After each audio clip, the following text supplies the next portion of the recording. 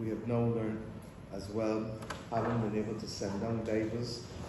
Cabinet asked for the divers to go in. They were only able to go in at 10 o'clock this morning to be able to look at the outfall on the south coast of the island.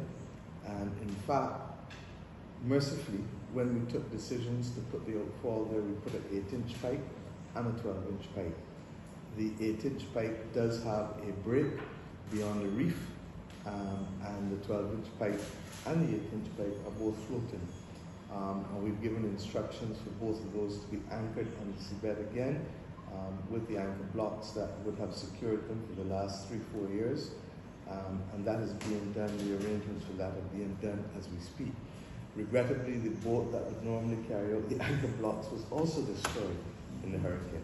And to that extent, therefore, it has complicated matters a little bit, but we are satisfied that those repairs can take place. We have the 4 lengths of pipe that are needed, we have the anchor blocks that are needed, and we have the fittings that are needed to be able to hold it down.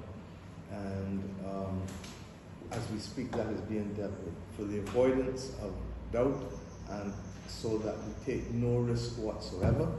We have asked that EPD go and test the water, but even before EPD brings back the result, I've taken the precaution of asking that Worthing Beach be closed temporarily until such time as we can have that part of the pipe fixed.